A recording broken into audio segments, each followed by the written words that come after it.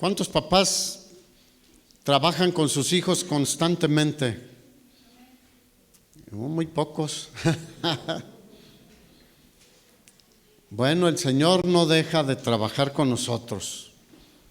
Y le he titulado así, una vez más. Y Juan capítulo 21 es un pasaje donde ya el tiempo de nuestro Señor Jesucristo aquí en la tierra estaba por terminar.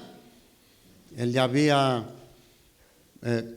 desarrollado su ministerio de aproximadamente 3 años y había culminado con su muerte en la cruz por nuestros pecados, pero también encontramos su gloriosa resurrección. ¿Cuántos dicen gloria a Dios? La muerte no pudo retenerlo, la tumba no pudo retenerlo, aunque la hayan asegurado, sellado, puesto una guardia, etcétera. Tomaron todas las previsiones humanamente posibles, tanto los religiosos como los soldados romanos, pero nada podía detener a nuestro Señor Jesucristo. Y Él se presenta vivo, diga vivo. Murió, sí, ahí pagó por nuestro rescate, pagó el rescate que era necesario delante del Padre por nuestros pecados, y ahora somos libres de la esclavitud del pecado. Y todos los que hemos confiado sinceramente de todo corazón en el Señor, creído el Evangelio, ahora somos libres y tenemos vida eterna. Y el Señor se presenta a sus discípulos resucitado, con las marcas visibles de los clavos y las perforaciones que habían hecho en su cuerpo, pero ahora era un cuerpo glorificado, que no se dolía y que no tenía limitaciones como nuestro cuerpo tiene. Y en el capítulo 21 es una nueva vez en que el Señor se presenta a sus discípulos. Aquí son unos cuantos, son 7, dice el pasaje específicamente. Ya se había presentado a todos juntos y había estado con ellos, pero aquí el escritor, el apóstol Juan, nos habla de un acontecimiento especial y un encuentro especial con todos, pero en particular con Pedro.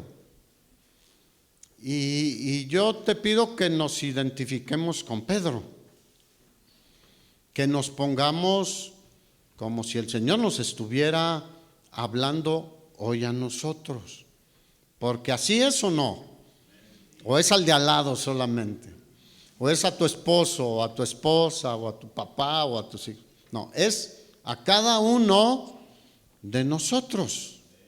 Y si estás escuchando, pues solo que tápatelos, pero Dios nos va a hablar, el Señor nos va a hablar. Y Pedro había dicho a algunos de sus compañeros discípulos del Señor: voy a ir a pescar. El Señor les había dado la instrucción que se fueran a Galilea y que ahí se iba a encontrar con ellos. Y ellos estaban en Galilea y dijeron: pues vamos a pescar. Y Pedro, pues eran pescadores, tomaron una barca y se metieron al mar. Y ahí andaban remando y echando la red. ¿Cuántos saben que para pescar hay que echar la red, o el anzuelo, o la atarraya, para los que saben de eso? Es una red más pequeña. Pero ellos estaban echando la red y el Señor se presenta ahí en la playa de donde ellos estaban pescando. No estaban muy lejos de la orilla lago, es un lago, aunque se conoce como el mar de Galilea. Y entonces el Señor les dice: ¿tienen algo que cenar, que comer? Y ellos le dijeron: pues no pescamos nada.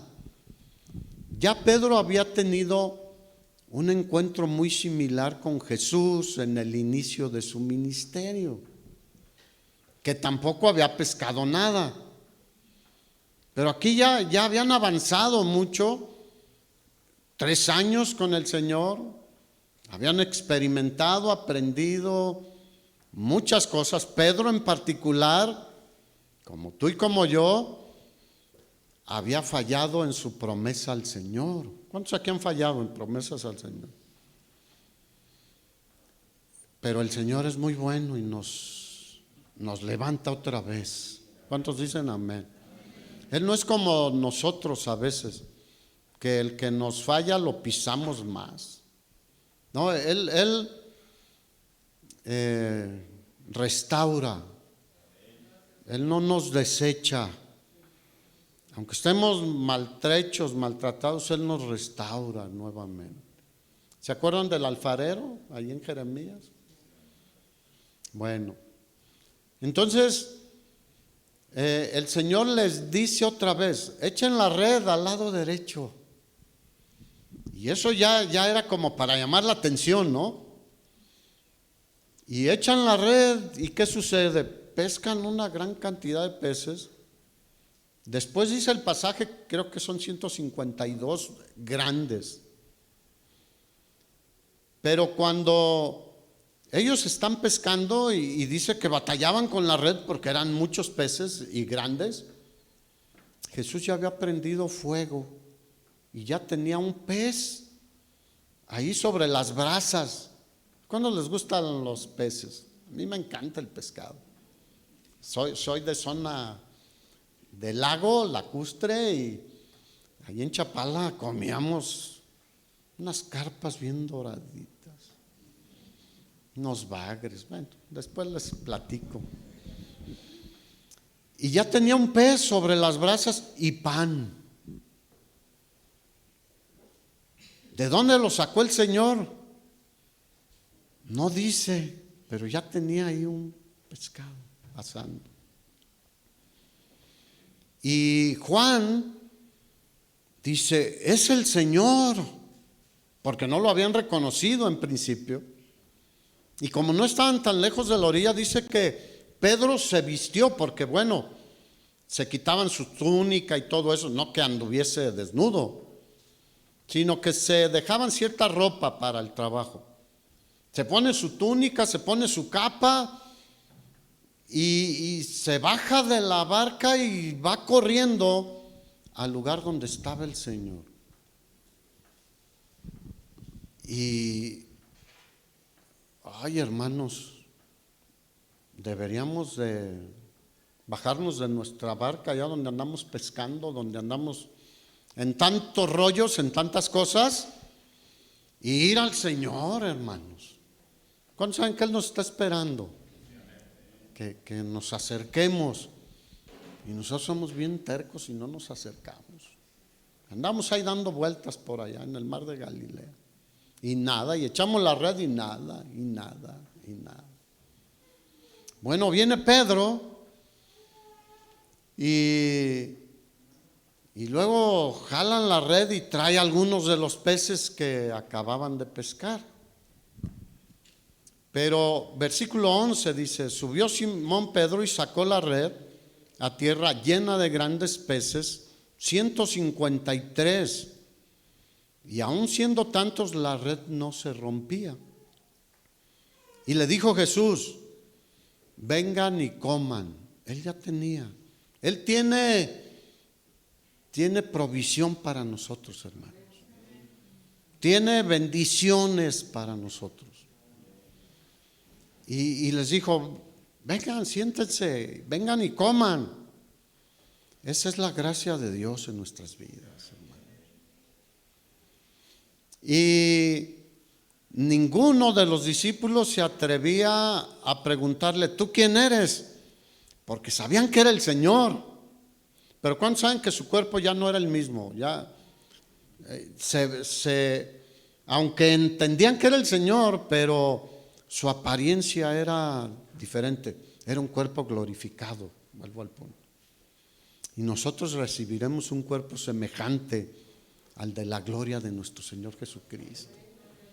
Este que ahora se duele y todo, va a dejar de funcionar un día, pero recibiremos un Mustang, 8 cilindros, quién sabe cuántas gargantas, o el carro que te guste.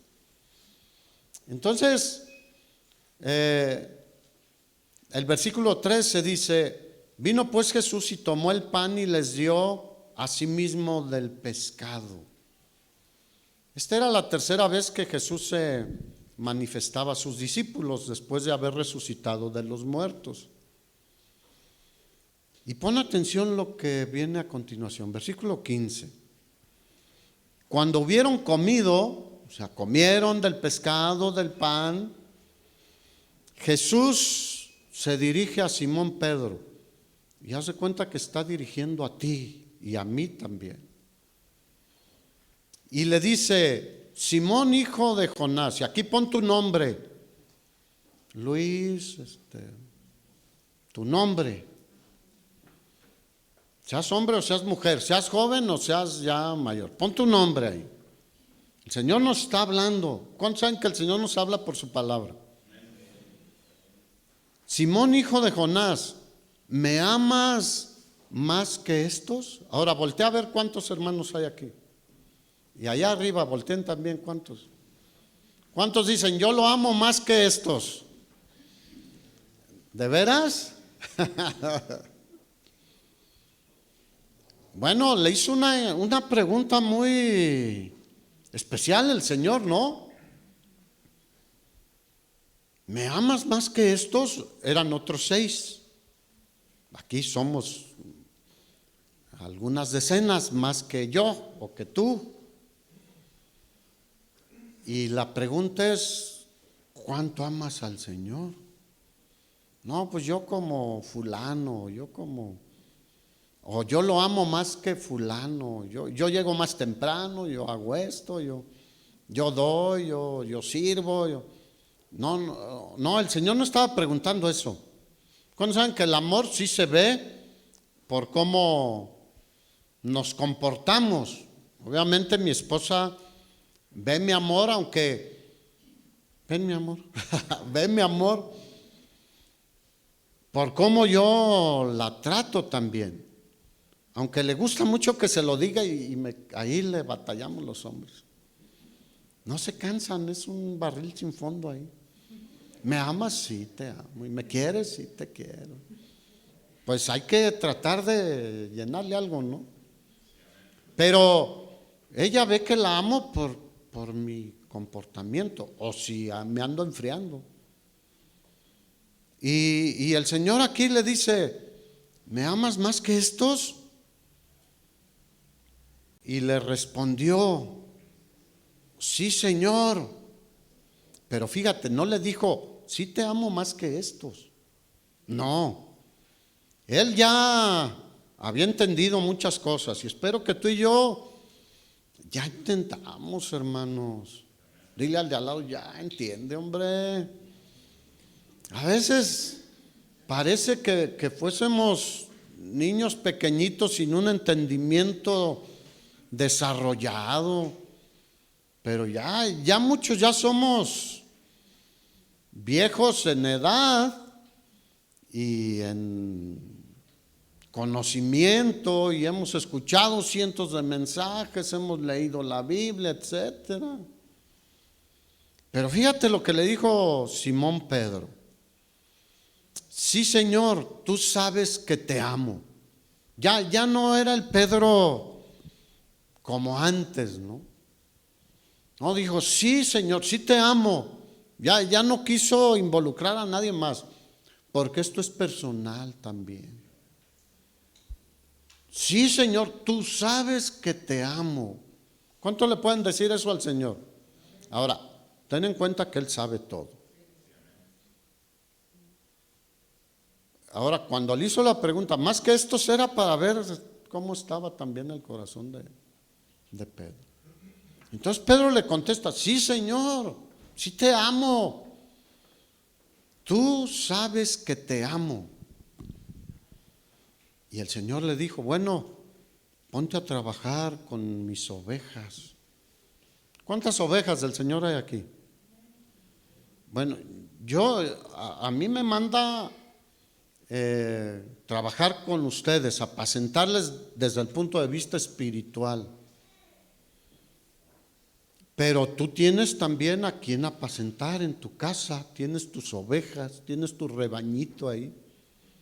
Y a veces llega el hijo, y tú, para allá, borreguito ahí que necesita, a veces le enredó algo, le duele algo, algo necesita y ahí está y nada.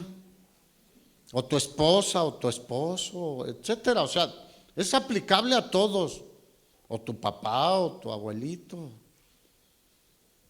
No, digo, trabaja con mis ovejas. Y esto nos compromete a todos. ¿Cuántos deberían de servir en la obra del Señor? Dígalo bien. Y entonces, compartir el evangelio, ¿cuántos? Y entonces, amar a nuestras esposas. Ay, ahí no, prefieren servir que amar a su esposa. No, hermanos. Bueno, seguimos. Y volvió a decirle la segunda vez. Pero ahí, igual a ti, ya no lo dijo una vez. ¿Cuánto me amas? ¿Me amas? Y nos está repitiendo la pregunta a nosotros. Pon ahí tu nombre otra vez. Simón, hijo de Jonás, ¿me amas? Otra vez. Y Pedro le respondió, sí, Señor, tú sabes que te amo. Y era cierto en la persona de Pedro, sí lo demostró. Murió por el Señor, para la gloria del Señor, para darle gloria y honra al Señor. Su muerte fue para la gloria de Dios. Nuestra muerte debería ser para la gloria de Dios. Pensemos en eso. El día que yo me muero, quiero que sea para la gloria de Dios. Que muchos vean cómo un cristiano llega a ese punto y cómo sus seres queridos llegan a ese punto, cómo alaban al Señor. Y hay dolor, pero a la vez hay consuelo y gozo. Es una mezcla ahí de sentimientos y emociones, pero es real. Y entonces le dice el Señor, pues entonces pastorea mis ovejas. Ya no solo alimentalas, una parte es alimentar. Todos los días, varones, mamás, deben alimentar en lo natural, pero también en lo espiritual. Y aquí ya va otro paso, dice, pastorea. Pastorear ya implica una actividad más amplia. Cuida, protege, guía. ¿El pastor qué hace con las ovejas? ¿Las arrea? No, a los vaqueros se les llama arrieros también. Los que arrean las vacas y los toros, o arrean las mulas, arrean los caballos, etcétera, pero a las ovejas no se les arrea, se les guía. A los chivos se les arrea también, y a veces hasta con una pedra. Pero a las ovejas se les guía. El Salmo 23, el rey David, viéndose como una oveja del Señor, ¿cuántos aquí se ven como una oveja del Señor? Dice, en lugares de delicados pastos me hará descansar. Eso hace un pastor. En aguas de reposo me pastoreará, confortará mi alma, me guiará por sendas de justicia por amor de su nombre. ¿Pusiste tu nombre ahí también? Bueno, alimenta y pastorea tu casa. ¿Habrá que cuidar ahora en estos tiempos de algo a nuestra familia? Wow, más que nunca, hermanos. Hay peligros físicos, pero hay más peligros espirituales que físicos. Si no lo crees, podemos hacer una lista de todas las ideologías que hay hoy en día, todas las religiones que hay hoy en día, todos los vicios que hay hoy en día. No terminaríamos. Las enseñanzas que desvían, aún en iglesias que se dicen cristianas. Tenemos que cuidarlos. El internet, tenemos que cuidarlos del internet. Vivimos tiempos verdaderamente peligrosos, hermanos. Entonces, una vez más el Señor nos está hablando y nos está diciendo, pastorea mis ovejas. Porque los hijos que tienes, ¿quién te los dio? El Señor. La esposa que tienes, ¿es tu responsabilidad, sí o no? Ahora, la esposa también es su responsabilidad trabajar con los hijos y cuidar a su marido. Hay muchas que pueden andar ahí sobres. ¿Qué hay que hacer? Cuidarlo, hablar con él, estar con él, amarlo, para que no ande él buscando nada por allá que se ofrece hasta en las tiendas. Mira, desde hace muchísimos años en un país europeo, Holanda, literalmente en vitrinas, mujeres ahí exhibiéndose a la venta. Digo, bueno, sigamos.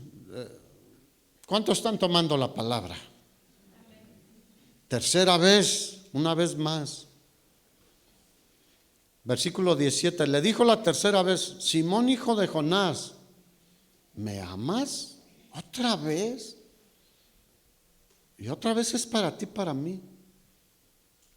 ¿Me amas? Pues yo ya dije que sí. Bueno, Pedro se entristeció de que le dijera una tercera vez.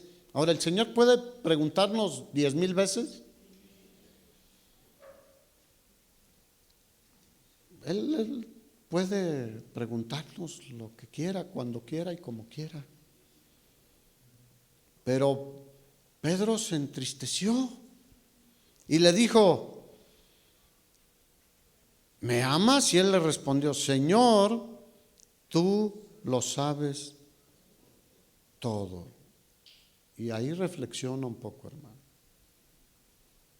Antes de contestar otra vez. Él ya lo sabe. Él ya sabía que Pedro lo amaba. ¿Sí? Sabía que se había arrepentido de que lo negó 3 veces antes de que cantara el gallo. Ahora mis hijos han aprendido lo que es algo de gallinas y gallos. Hay una gallina ahí en la parte de atrás que le gusta irse ahí casi cerca de su ventana. No es un gallo, pero es una gallina. Cacaraquea, pero con ganas. Le digo, a lo mejor hay que buscar a ver si hay unos huevitos ahí. Porque luego cacaraquean cuando ponen, ¿no? Como se dice coloquialmente. Pero el gallo canta tempranito, antes de que amanezca. Y Pedro lo había negado. Pero él se había arrepentido y amaba al Señor. Y entonces el Señor le vuelve a decir, ¿me amas? Tú lo sabes todo. Mira, no hablemos tan a la ligera. Él sabe todo de ti y de mí. Él sabe lo que andabas haciendo anoche. ¿Qué andabas haciendo? No me platiques a mí. Algunos estuvimos aquí en una reunión de matrimonios. Pero y luego después la tele, ¿qué? ¿Y el internet, qué? Y Él sabe lo que hiciste ayer, antier, antes de antier. Y hoy cuando te levantaste. Y lo que estás pensando ahorita de mí o de quien quieras. O aún del Señor. Él lo sabe todo. Aún no está la palabra en nuestra boca y Él sabe lo que vamos a decir. Y a veces nos está diciendo el Espíritu Santo, cállate, cállate, cállate. Pero nuestra boca es, enciende un gran fuego a veces. Esa lengua tan pequeñita es como una espada.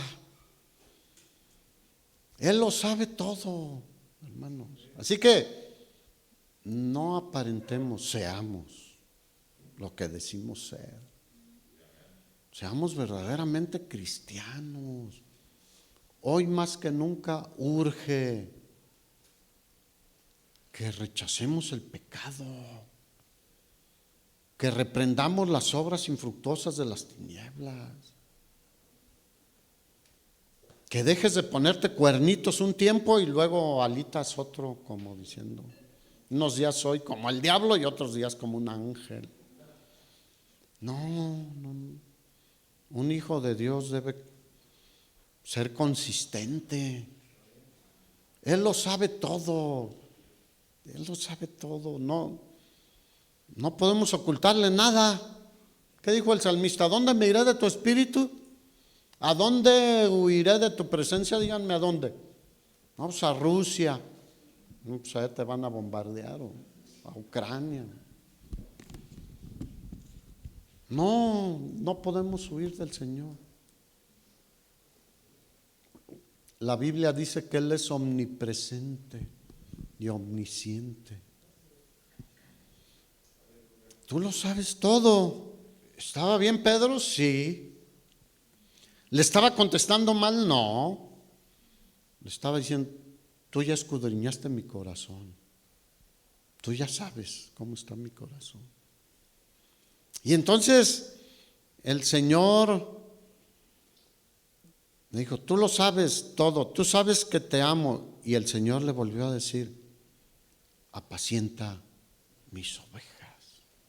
Otra vez. Le cambió de tema y es el mismo tema para nosotros. Para nosotros como responsables que nos ha puesto aquí, es apacentarlos a ustedes. Y pastorear cuando se dejan. Porque muchos, yo qué le voy a andar ir contando a ese señor, a esa señora. No, pues no es que me cuentes, para eso estamos, para pastorear y para apacentar. Y le dice, bueno, apacienta mis ovejas. Y ya no le vuelve a preguntar y le dice algo. Mira, Pedro, te voy a decir algo. De cierto, o sea, pon mucha atención a lo que te voy a decir. Cuando eras más joven, te ceñías y ibas a donde querías. O sea, te vestías y ibas a donde querías. Y hacías lo que querías. Aunque sea ir a predicar, o sea, tienes esa capacidad. E ibas a donde querías, mas cuando ya seas viejo, extenderás tus manos y te ceñirá otro y te llevará a donde no quieras. Y fíjate el versículo 19. Esto dijo dando a entender con qué muerte había de glorificar a Dios. ¿Cuántos saben cómo murió Pedro? Crucificado, pero él dijo, no soy digno de morir como mi Señor, pónganme boca abajo. Eso dice la tradición. No está en la Biblia. Pero los historiadores investigaron y llegaron a ese punto, con Pedro en particular. Y entonces el Señor le estaba diciendo, pues un día vas a morir. ¿Cómo me vas a glorificar? Y la pregunta es, ¿lo vamos a glorificar el día de nuestra muerte o vamos a renegar y hasta apostatar? No. Y dicho esto, le dijo, ¿qué? Sígueme. Y sigue siendo el mismo llamado hoy en día para todos. Si alguno quiere venir en pos de mí, niéguese a sí mismo, tome su cruz cada día y sígame. Y negarnos a nosotros mismos, no. Si a mí me gusta el gusto, darle gusto al gusto, si a mí me gusta esto, pero debemos poner en primer lugar aquel que murió por nosotros. De eso está hablando el Señor con Pedro. Mira, por eso Él dijo que la puerta para el reino de Dios, ¿cómo es? Mateo capítulo 7, estrecha.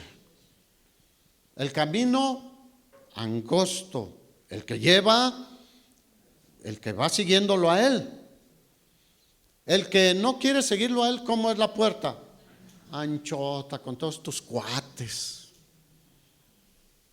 con todas tus amistades, tus relaciones, con todo tu dinero y tus carros. Ahí vas, cabe. Y el camino también, pues ya las autopistas, hay países donde son de 6, 7 carriles. Todo cabe ahí.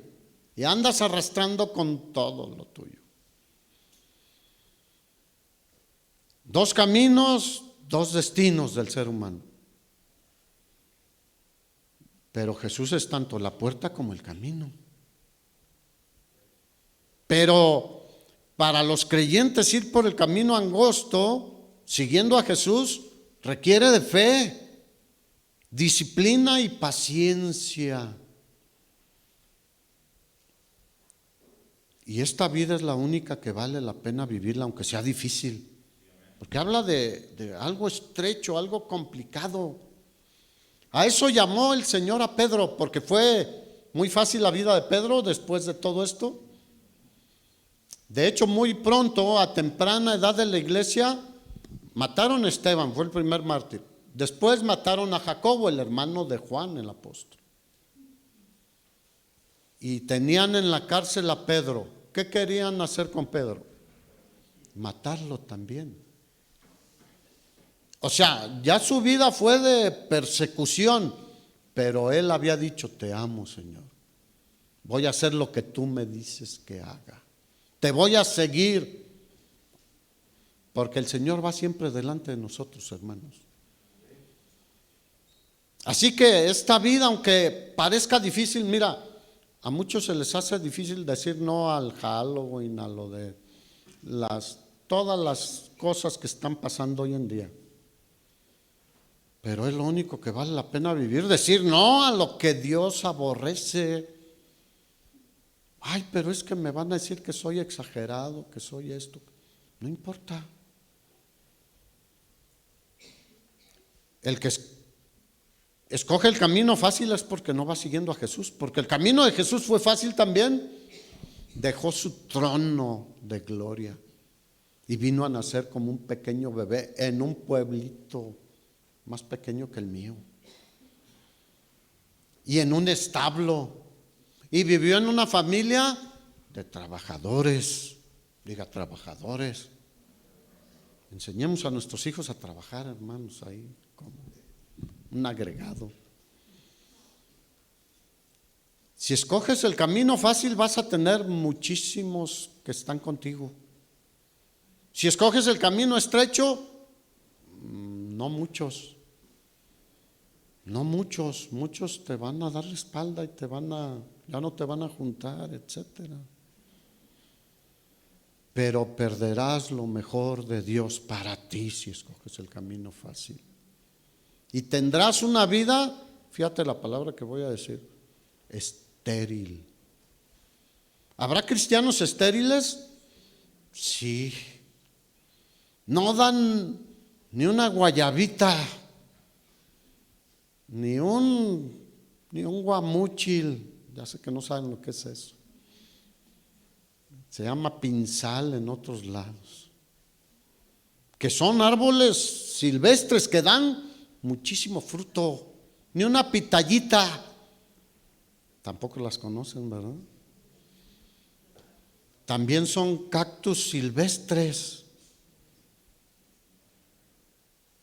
No, hay una esterilidad impresionante. Y estos árboles, bueno, un amigo nunca se me olvida, ¿qué dijo? Si aún los nopales florean y dan tunas, y nosotros, ahora sí, volteé, el Señor está diciendo, ¿me amas más que todos estos? ¿Qué tanto? Pero se demuestra con el fruto. ¿Cuántos saben que el Señor busca fruto en nosotros? ¿Encontraría fruto en Pedro? En Juan y en muchísimos cientos de cristianos. ¿Y en nosotros qué? Hoy en día puro cactus y nada de fruto. Te voy a decir una cosa, el pitayo o el cactus que da las pitayas, el nopal también, pueden estar en un clima extremo con nada de agua o poca agua, bajo el sol calcinante, y durar años que no hay agua. Cada año dan fruto. Y a nosotros nada más nos viene una calentadita y ya hasta se nos cae el cactus, ¿no? En lugar de eso, ahí está en el suelo. Se nos caen las pencas del nopal.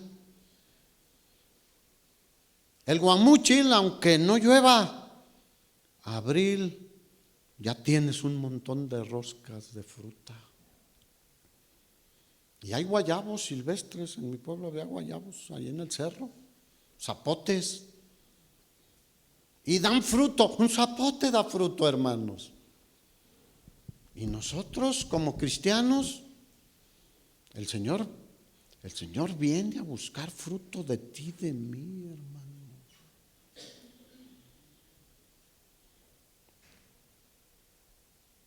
Jesús dijo que el buen árbol da ¿qué? El mal árbol que da. ¿De cuáles eres?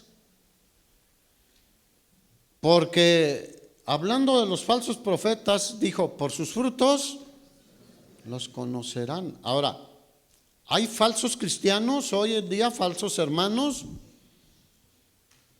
Sí. Bueno, sigue aplicándose lo mismo. Por sus frutos te puedes dar cuenta. Porque no todo el que me dice Señor, Señor, entrará en el reino de los cielos. Mira, Mateo 7, versículo 15 en adelante, habla de que por sus frutos conocerás a los falsos que vienen vestidos con piel de oveja, pero por dentro son lobos rapaces. Versículo 17 dice, así todo buen árbol da buenos frutos, pero el árbol malo da frutos malos. Ahora, ¿cómo deberíamos ser nosotros que tenemos el Espíritu Santo de Dios, a Cristo en nuestra vida? El que tiene al Hijo tiene al Padre también, y el que tiene al Padre tiene el Espíritu Santo, y el que tiene al Hijo tiene el Espíritu Santo. Así que el que tiene al Hijo, el que está en el Hijo, tiene todo. Bueno, deberíamos ser un árbol ¿qué? Bueno. No puede, versículo 18, el buen árbol dar malos frutos, ni el árbol malo dar frutos buenos. No puede. No es de querer, no se puede. Hay naranjos de naranjas agrias aquí un montón en los camellones en varias avenidas. Pero hay naranjos de naranjas dulces. ¿Cuál te gusta? Ahora, ¿un naranjo de naranjas agrias puede dar naranjas dulces? No puede. No puede por más que quieras. ¿Y un naranjo de naranjas dulces puede dar naranjas agrias? Puede estar ácida si es temporada o no, pero no son agrias. No puede. ¿Un cristiano puede dar malos frutos? Eventualmente. Pero en general, ¿cómo debe verse el árbol? Lleno de buenos frutos.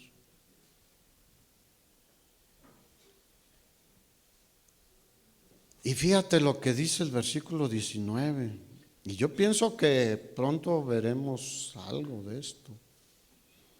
Todo árbol que no da buen fruto, ¿es qué? Cortado y echado en el fuego.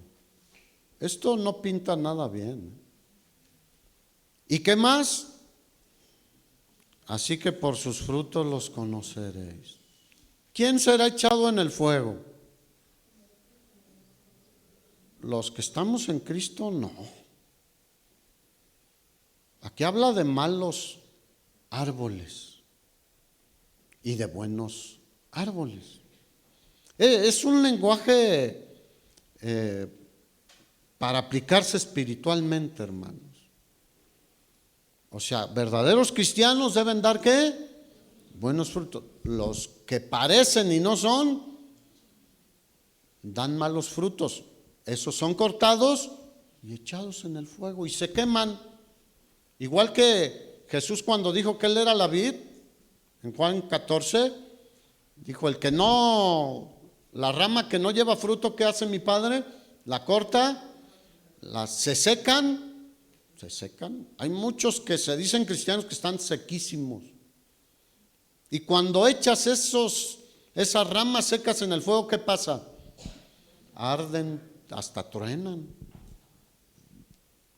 Bueno, es el tiempo de que analicemos de cuáles árboles eres. Y este principio es cierto en el mundo natural, pero también en el espiritual. Si te fijas que en la Biblia el Señor hablaba mucho de cosas naturales, pero con una aplicación espiritual. La siembra de la semilla, etcétera. Por todos lados encontramos un mensaje de algo natural que podemos entender, pero que tiene su aplicación en lo espiritual.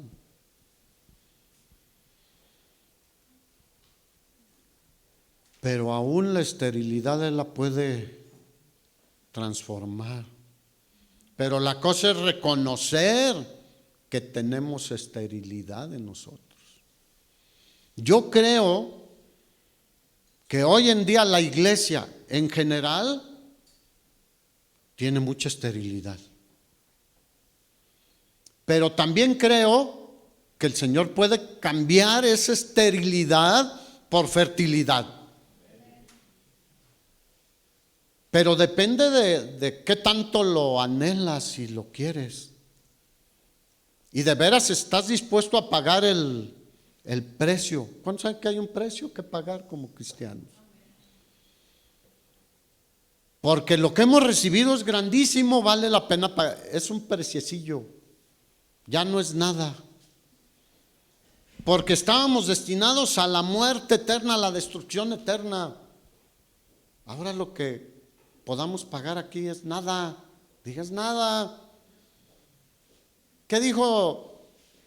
Aunque ahora seáis por diversas pruebas, estés pasando por diversas pruebas, no pasa nada. Pablo dijo, tengo por cierto que las aflicciones del tiempo presente no son nada comparables con la gloria venidera.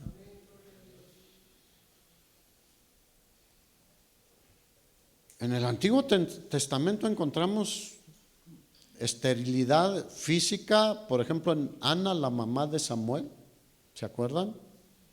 El esposo se llamaba Elcana. Eso está en el primer libro de Samuel, en el capítulo 1. Y ella no podía tener hijos, y él había tomado otra mujer y tenía hijos. Ahora, ya ves, Dios permite tener dos. Digan, no, eso lo hizo el Cana, pero Dios, un hombre, una mujer. Pero el punto aquí es de que Ana, ¿a quién fue a clamar? Al Señor. Y derramó su corazón y lloró y le dijo, es más, si tú me das un hijo varón, te lo voy a entregar para que te sirva y te glorifique. El fruto de su vientre en este punto iba a ser un niño. Si era un niño, iba a ser para la gloria de Dios. ¿El fruto para quién es? Para la gloria de Dios y para bendición de muchos otros.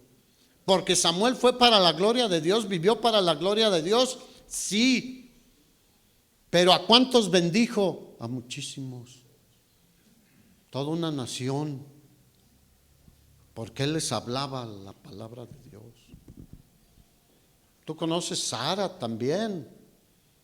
Y no solo le concedió a Samuel, le dio más hijos el Señor. ¿Cuántos dicen él es muy bueno? ¿Cómo no amarlo, hermanos, con todo nuestro corazón? Y hoy en día, como a la iglesia de Éfeso, el Señor le está diciendo, tengo contra ti que has dejado tu primer amor. Has dejado de tenerme en primer lugar. Y ya hay otra cosa que tú has puesto en primer lugar. Y Sara era estéril y ella buscó el hijo que Dios les había prometido, y tú conoces la historia. Pero Dios le dio su hijo, ¿sí o no? Así que cualquier esterilidad, y era vieja, valga la expresión, de edad. Y Abraham también. Dios no tiene límites, hermanos. Y Él quiere cambiar nuestra esterilidad en fecundidad.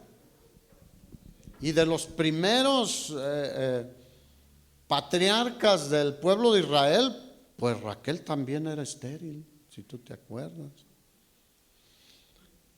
Es más, Juan el Bautista, ¿de quiénes nació? De Zacarías, que era de la línea sacerdotal. ¿Y de quién más?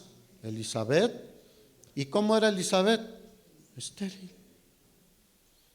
Y nació un hombre que Jesús dijo, no ha habido profeta como él, pero nació un hombre para la gloria de Dios. Y vivió poquito tiempo, pero el tiempo que vivió fue para la gloria de Dios. Él murió muy joven, de pasaditos 30 años.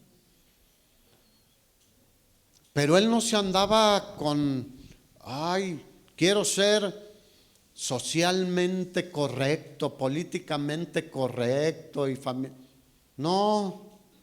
Él le dijo al gobernador, ¿qué le dijo? No está bien que tengas por amante a la esposa de tu hermano. Él no apapachaba el pecado, sí. ¿Y qué le costó? Aquella mujer le pidió su cabeza en una bandeja de plata. Pero él tuvo temor por eso. El Señor sigue preguntándote, ¿me amas? ¿Qué dirás ahora? Porque el precio puede ser alto, pero es para la gloria de Dios, hermanos. Vale la pena. Él es digno de recibir la gloria y la honra y la alabanza. Y muchos decimos, amén, gloria a Dios. Pero en el momento de demostrarlo ahí, cascabeleamos. No sé si yo uso mucho. Los carros antes, cuando no los afinabas o le fallaba una bujía, y hoy todavía, ahora son inyectores y todo eso, cascabelean. O sea, le pisas al acelerador y parece una carcacha, aunque sea del año. Bueno, a veces cascabeleamos como cristianos, hermanos.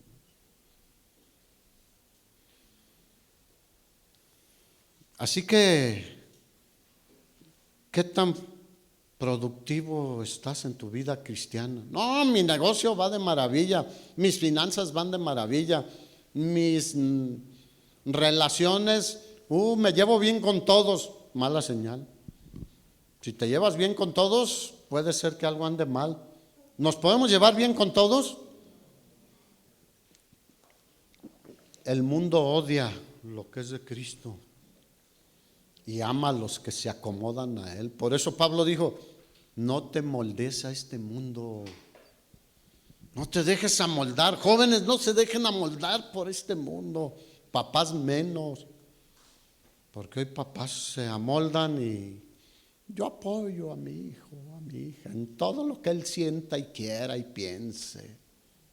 No, hombre, no piensa nada bien. Ayer salimos a evangelizar también en la mañana aquí. Nos encontramos unos jóvenes, ¿qué tal piensan? Aquí con Luis fuimos compañeros. No saben ni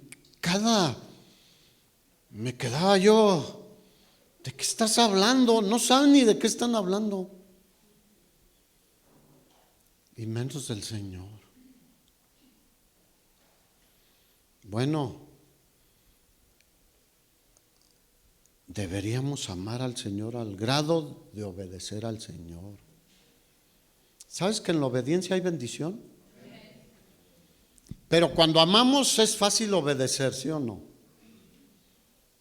Cuando medio así, no.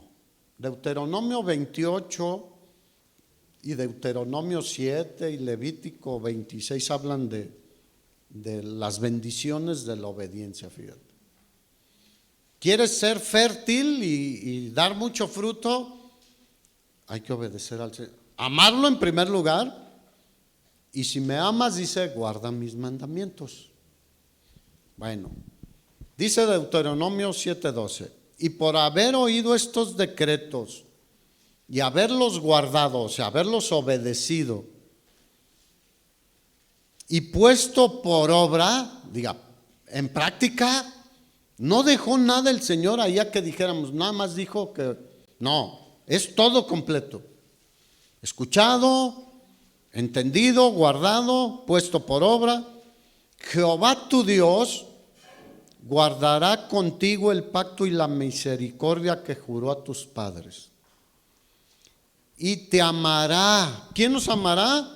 El Todopoderoso. Te bendecirá y te multiplicará. Eso es ser productivo, te fructificará, bendecirá el fruto de tu vientre. ¿Quién es el fruto? De los hijos. Aunque la esposa da luz, pero ese vientre es parte de mí también, porque somos uno. O sea, sí, mi esposa va a decir, sí, tú no. Sí, pero somos uno. Entonces, si no sería la promesa solo para la mujer, pero ¿es para quién? Para todo aquel que le obedece. El fruto de tu vientre, y me gusta cómo le llama, fruto. El fruto de tu tierra, o sea, tu trabajo,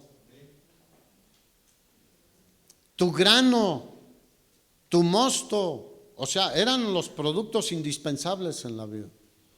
Tu aceite, la cría de tus vacas, o sea, los becerritos van a ser bendecidos por Dios y van a crecer y van a tener más becerritos, las becerras. El becerro es el toro, la becerrita es la que también procrea junto con el toro. Bueno, los rebaños de tus ovejas en la tierra que juró a tus padres que te daría. Bendito serás más que todos los pueblos. No habrá en ti varón ni hembra estéril, ni en tus ganados. Diga, gloria a Dios. Eso es lo que quiere el Señor con nosotros, hermanos. Pero la esterilidad ha venido por la desobediencia, por no amar al Señor con todo nuestro corazón.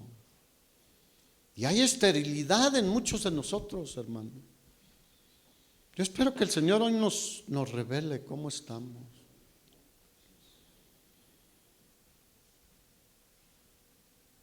En el tiempo de Jesús, y podemos decir que hoy en este siglo XXI también, el pueblo de Israel estaba estéril en el tiempo de Jesús. Solo había unos cuantos que clamaban por el Mesías, aunque todos clamaban, pero que estaban expectantes y lo recibieron. Pero la gran mayoría, ¿qué hizo? Rechazaron al Mesías. El pueblo de Israel estaba en una esterilidad espiritual. Honraban a Dios de labios, pero con sus hechos demostraban lo contrario. Su corazón estaba lejos de Él. Y hoy, ¿cómo está la iglesia? Muchas veces igual, diga igual. Termino con un pasaje de Jesús. Marcos 11.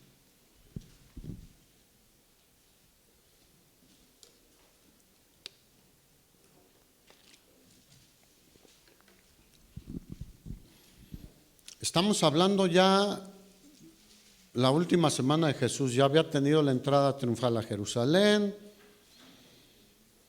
Y de Jerusalén regresaba al Monte de los Olivos y allá a la región donde vivía Lázaro. Y luego volvía a venir a Jerusalén porque no estaba tan lejos. Y regresando de nuevo a Jerusalén, dice que, versículo 12, al día siguiente cuando salieron de Betania, tuvo hambre. Jesús tenía hambre igual que nosotros. Y viendo de lejos una higuera que tenía hojas, fue a ver si tal vez hallaba en ella algo, porque era uno de los frutos o de los árboles que proveían de alimento a los israelitas, a los judíos.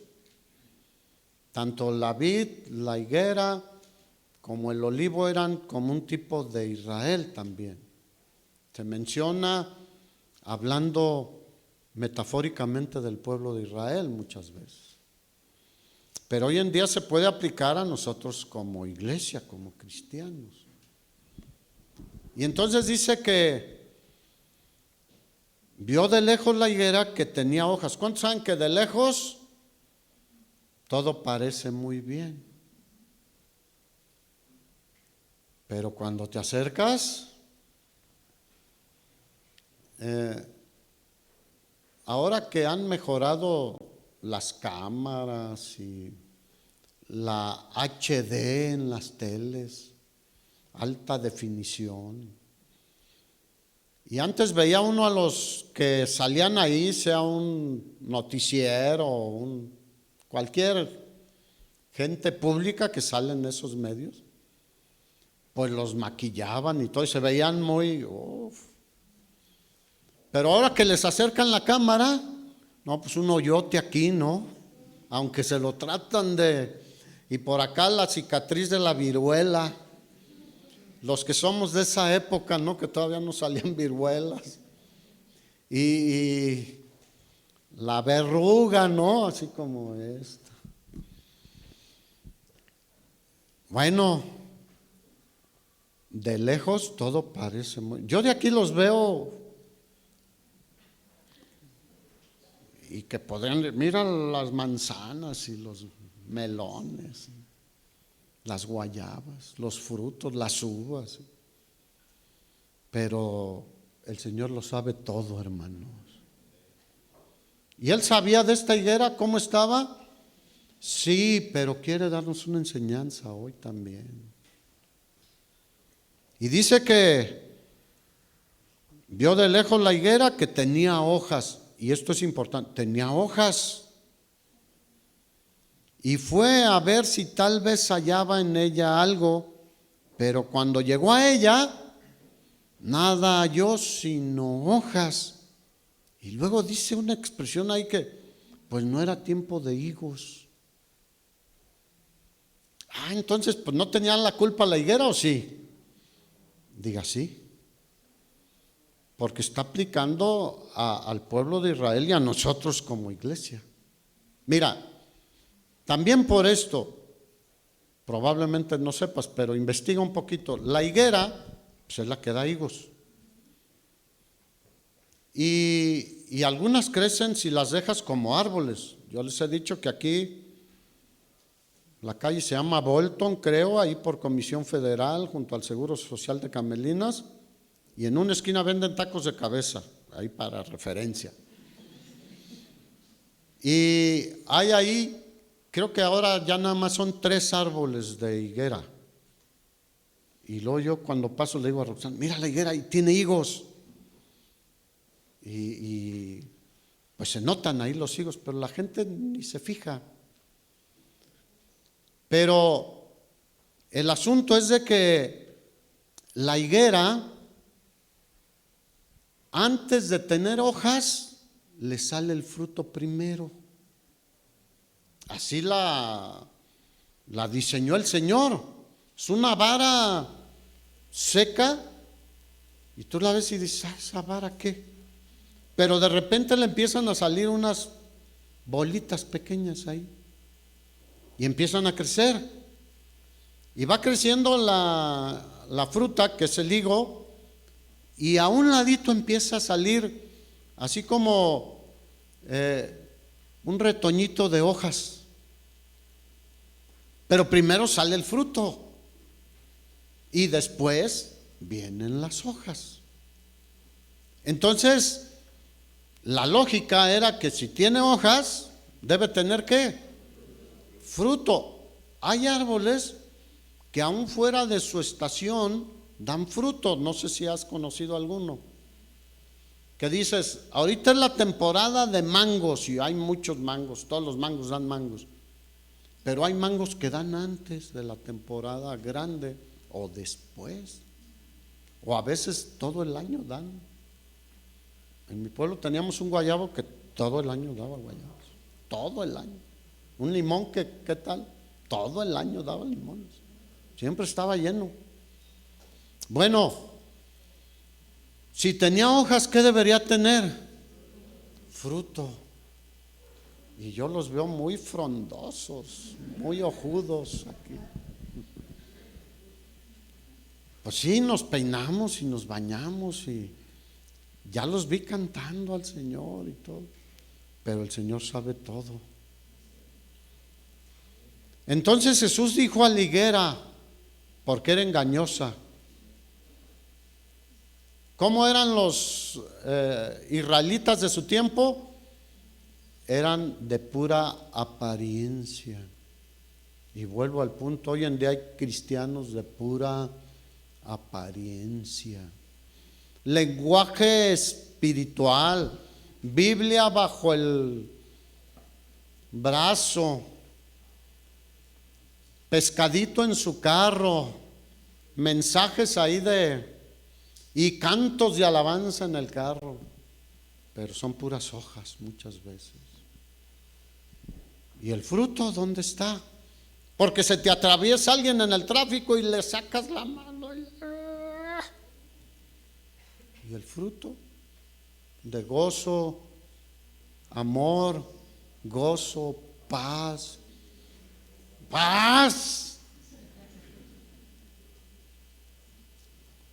paciencia, benignidad, bondad, fidelidad a Dios y dominio propio. ¿Dónde están? Pura hoja. No, yo soy cristiano y voy a tal iglesia y no, hombre, ahí tenemos sana doctrina y quién sabe qué tan pura hoja. No hay fruto. Y cuidado con lo que hizo el Señor y dijo aquí. ¿Qué dijo? Le habló a la higuera. Ahora, una higuera pues era un árbol que no. Por eso te digo que es algo natural aplicable a Israel y a nosotros. ¿Cómo eran los religiosos? Pura apariencia. Y se hacían sus caireles y sus vestidos. Por fuera, Jesús mismo les dijo, parecen la pura verdad, pero son como sepulcros blanqueados. Por fuera se ven hermosos, pero por dentro están llenos de gusanos. Guácala.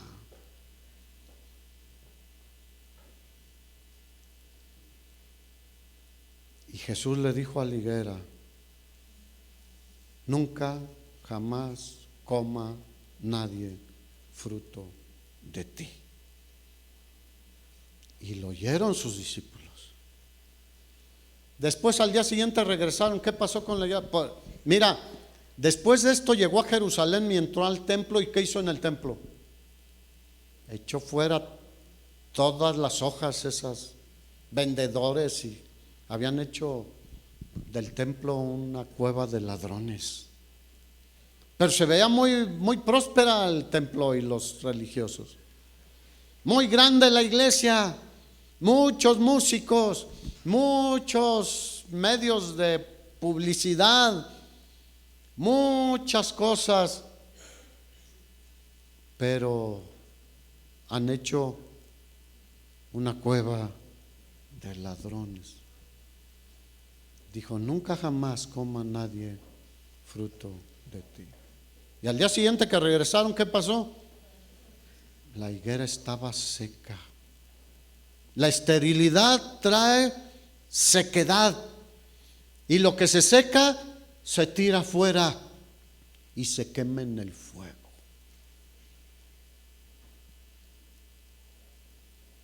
Y tengo muchas otras cosas que decirles, pero ahí le dejamos.